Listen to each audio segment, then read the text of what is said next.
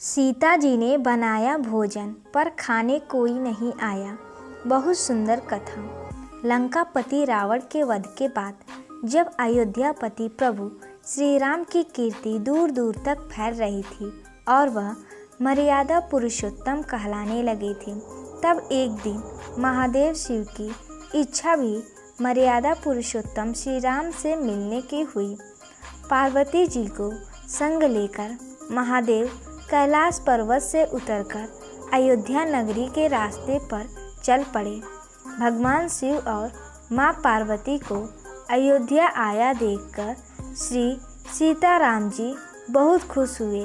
माता जानकी ने उनका उचित आदर सत्कार किया और स्वयं भोजन बनाने के लिए रसोई में चली गई। इस बीच भगवान शिव ने श्री राम जी से पूछा, आपके सेवक हनुमान जी दिखाई नहीं पड़ रहे हैं। श्री राम बोले, वे बगीचे में हैं। शिव जी ने श्री राम जी से बगीचे में जाने की अनुमति मांगी और पार्वती जी का हाथ थामकर बगीचे में आ गए। बगीचे की खूबसूरती देखकर उनका मन मोहित हो गया। आम के एक घने वृक्ष के नीचे हनुमान जी दीन दुनिया से बेखबर गहरी नींद में सोए थे और एक लय में खर्राटों से राम नाम की ध्वनि उठ रही थी। चकित होकर शिव जी और माता पार्वती एक दूसरे की ओर देखने लगे। माता पार्वती मुस्कुरा उठी और वृक्ष की डालियों की ओर इशारा किया। राम नाम सुनकर पेड़ की डालियां भी झूमने लगी थी और इनके बीच से भी राम नाम उच्चारित हो रहा था। शिव जी इस राम नाम की धुन में मस्त मगन होकर खुद भी राम राम कहकर नाचने लगे। माता पार्वती जी ने भी अपने पति का अनुसरण किया और अपने कोमल पांव थिरकाने लगी। शिव जी और पार्वती जी के नृत्य से ऐसी झनकार उठी कि स्वर्गलोक के देवतागण भी आकर्षित होकर बगीचे में आ गए और राम नाम की धुन में सभी मस्त हो गए। माता जानकी भोजन तैयार करके प्रतीक्षारत थी, परंतु संध्या गिरने तक भी अतिथि नहीं पधारे। तब अपने देवर लक्ष्मण जी को बगीचे में भेजा।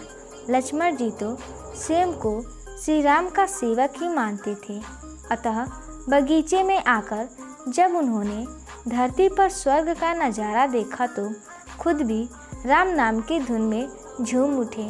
महल में माता जानकी परेशान हो रही थी कि अभी तक भोजन ग्रहण करने कोई भी क्यों नहीं आया। उन्होंने श्री राम जी से कहा, भोजन ठंडा हो रहा है, चलिए हम ही जाकर बगीचे में से सभी को ले आएं।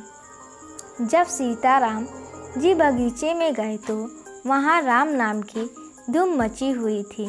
हनुमान जी गहरी नींद में सोए हुए थे और उनके खर्राटों से अभी तक राम नाम निकल रहा था।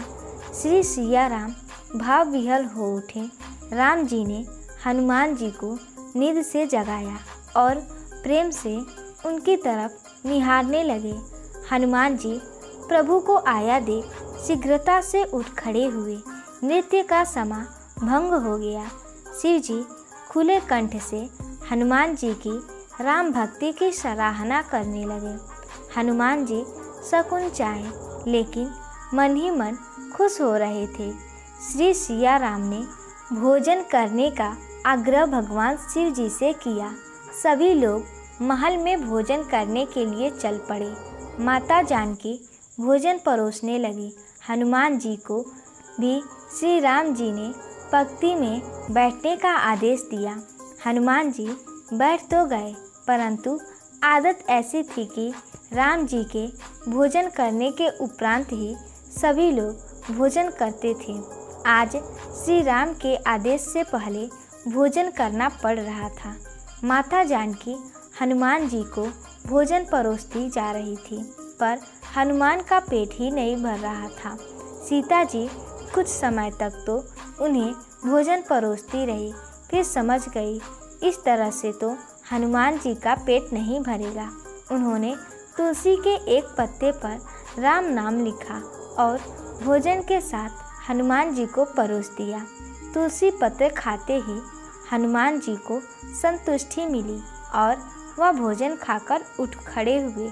भगवान शिव ने प्रसन्न होकर हनुमान जी को आशीर्वाद दिया कि आपकी राम भक्ति युगों युगों तक याद की जाएगी और आप संकट मोचन कहलाएंगे। संकट हरै मिटै सब पीरा, जो सुमिरै हनुमत बलवीरा। तो दोस्तों, उम्मीद करती हूँ कि यह कहानी आपको पसंद आई होगी। अगर पसंद आई हो तो वीडियो को लाइक करें और ऐसे ही कहानियों को देखने और सुनने के लिए हमारे चैनल को सब्सक्राइब करें और वीडियो को ज़्यादा से ज़्यादा शेयर करें। धन्यवाद।